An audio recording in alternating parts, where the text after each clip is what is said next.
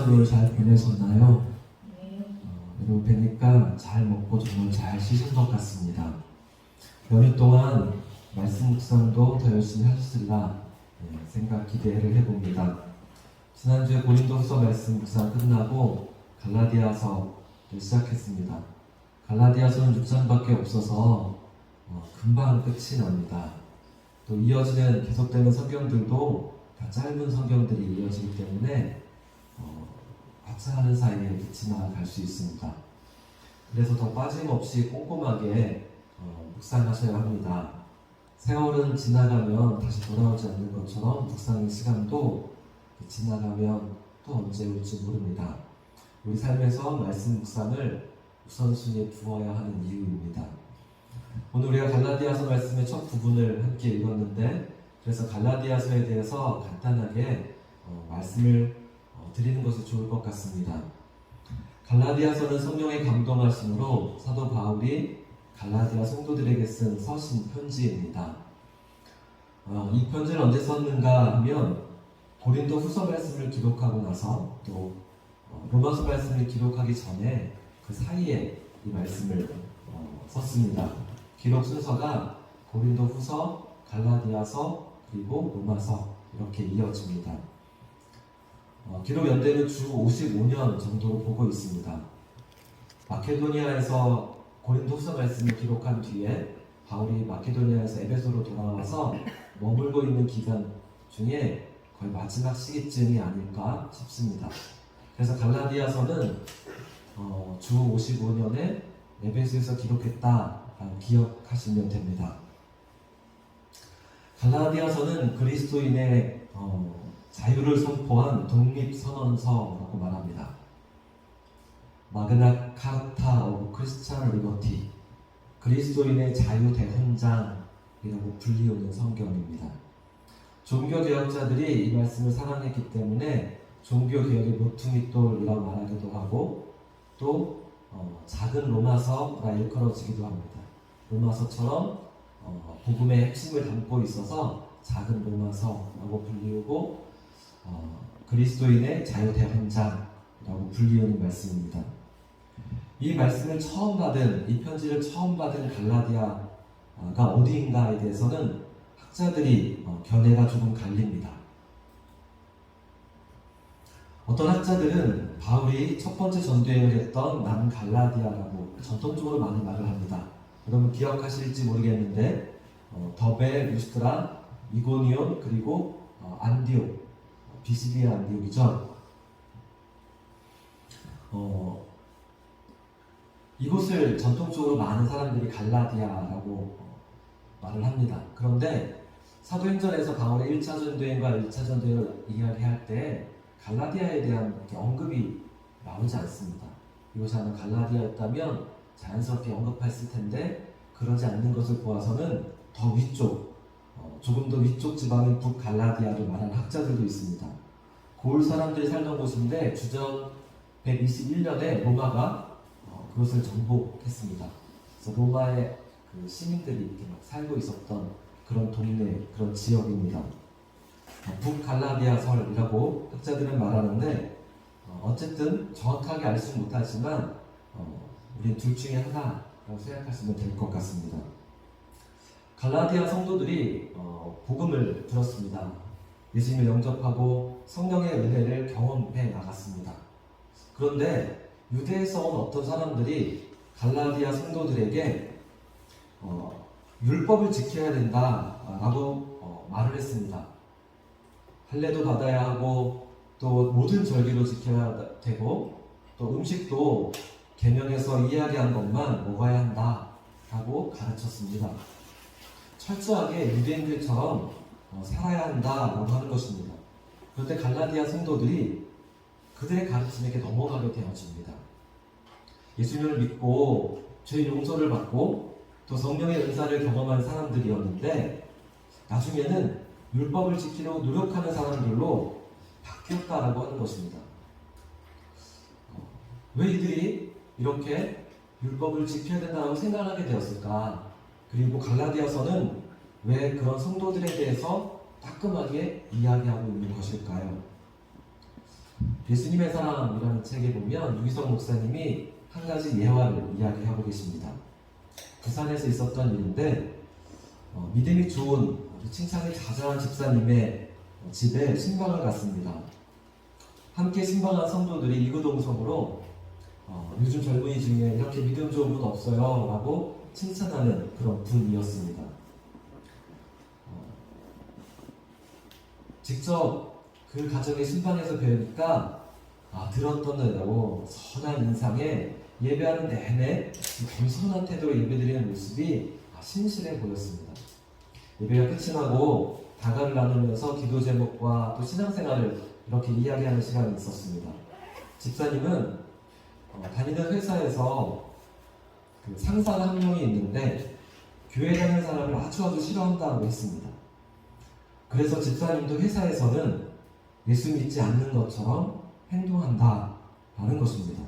상사의 눈치가 보여서 믿음을 전혀 없는 사람처럼 그렇게 행동한다라고 하는 말에 실망을 했습니다. 그런데 왜 다른 성도들은 그분의 믿음이 좋다고 생각하는 걸까요?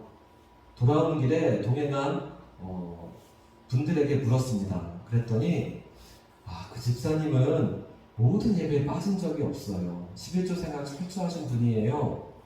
항상 겸손하고요. 성가대도 하시고 또 교사도 봉사하시는 열심히 있는 분이세요 라고 칭찬을 했습니다.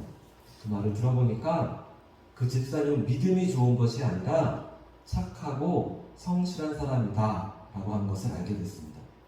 집사님은 예배가 빠진 분이 아니라 학창시절에 결석 한 번 하지 않은 모범생이었습니다. 11조 생활만 철저한 것이 아니라 어떤 모임에 가든지 회비는 절대 빠뜨리지 않는 분입니다.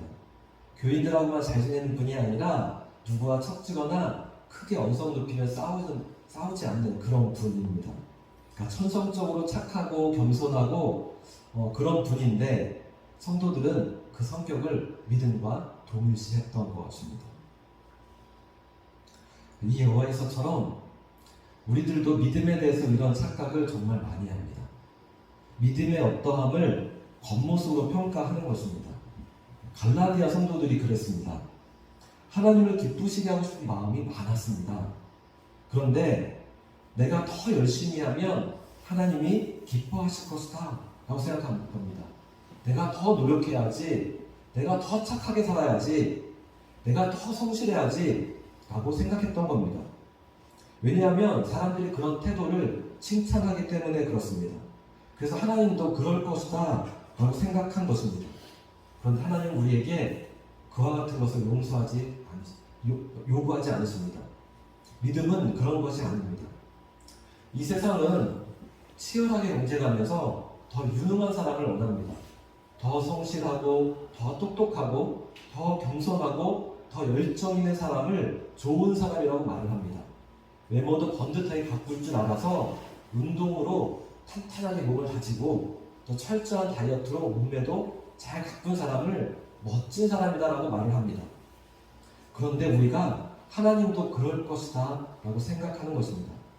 그래서 더 좋은 사람이 되려고 노력하는 것입니다. 그런데 하나님이 기뻐하지 않는 방향으로 노력하는 것입니다. 모든 율법을 지키려고 하는 것입니다.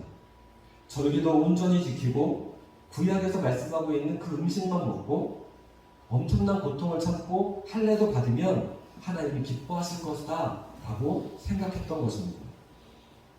물론 이런 것들은 다 좋은 것들입니다. 그런데 성령님은 갈라디아 성도들을 꾸짖으셨습니다. 갈라디아서 3장 1절 이하에 보면 어리석도다 갈라디아 사람들아, 예수 그리스도께서 십자가에 못 박히신 것이 너희 눈앞에 밝히 보이거늘 누가 너희를 꾀더냐.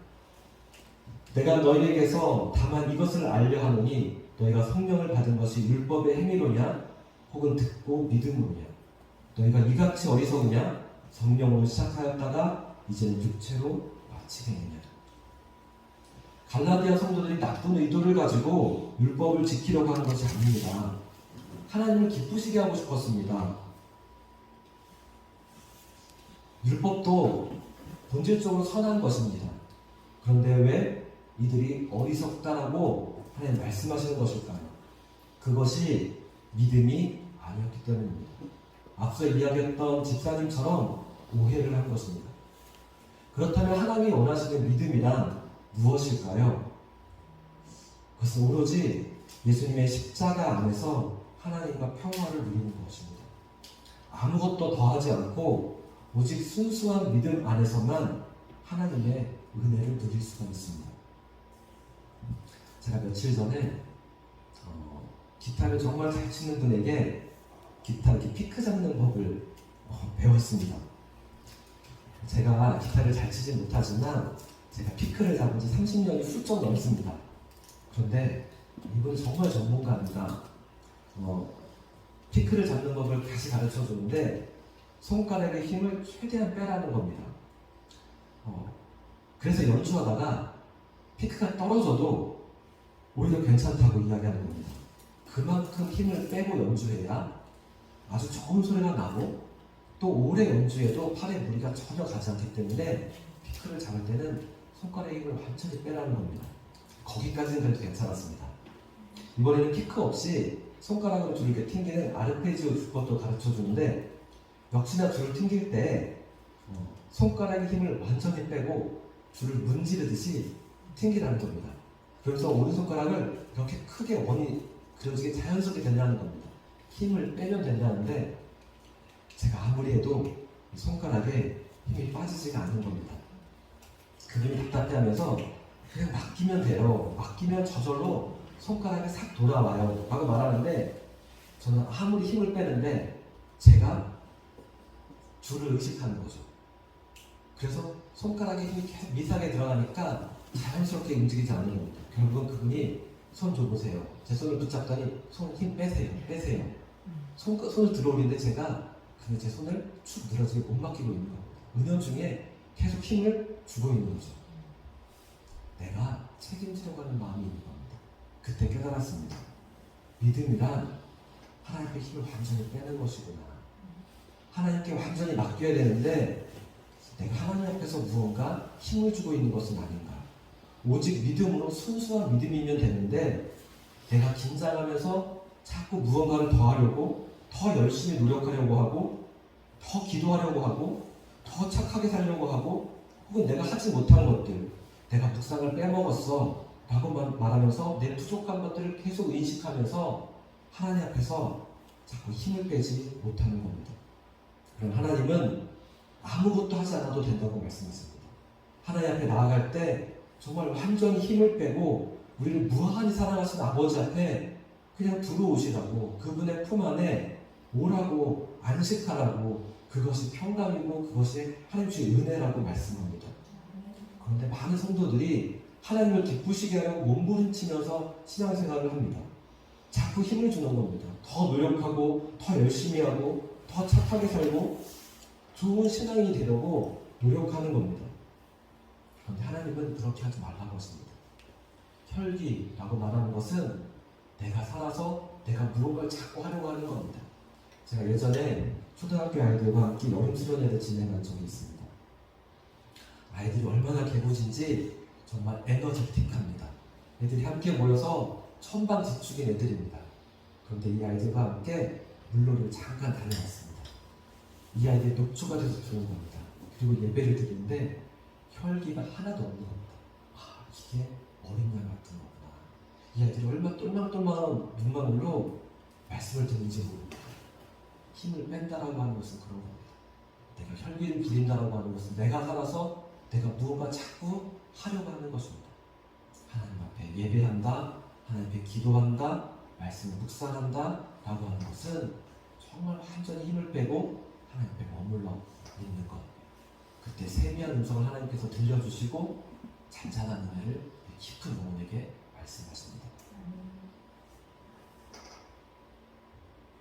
그러나 우리가 정말 최선을 다해야 하는 순간이 있습니다.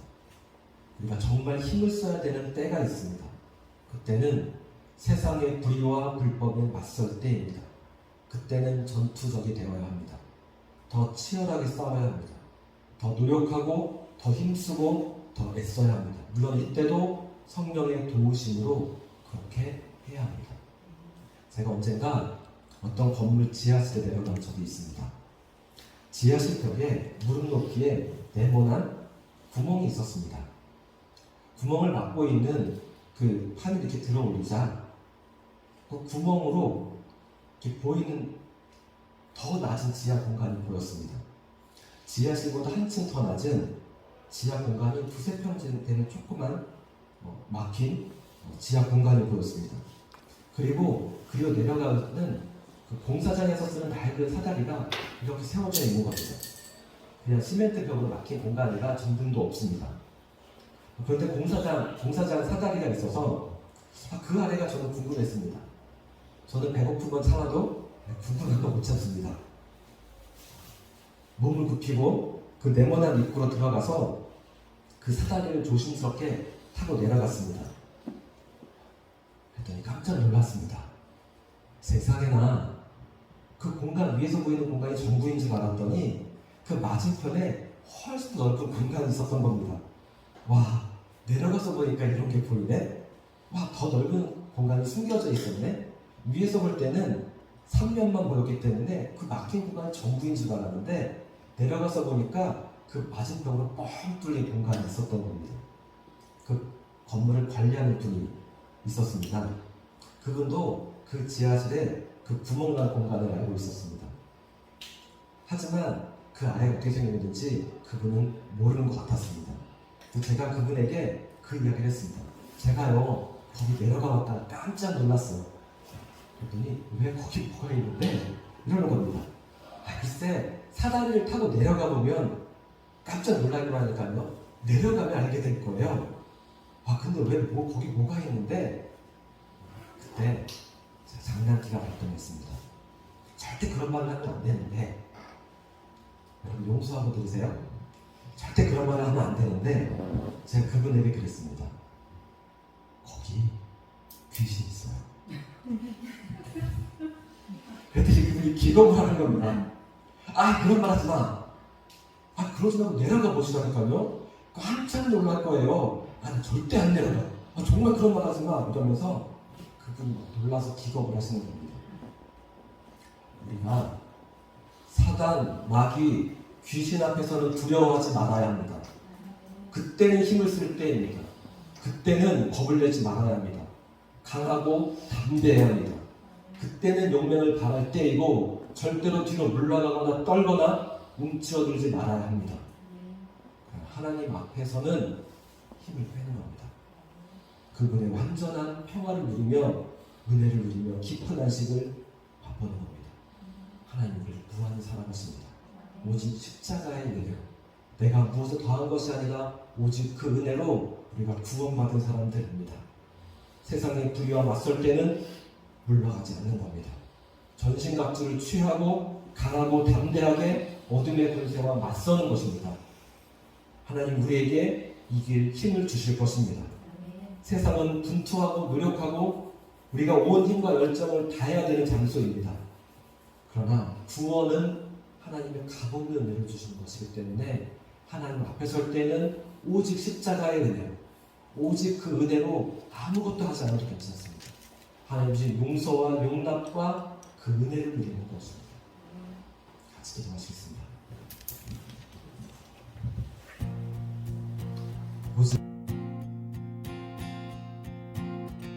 주님의 마음이 있는 곳, 주님의 시선이 있는 곳, 내가 있게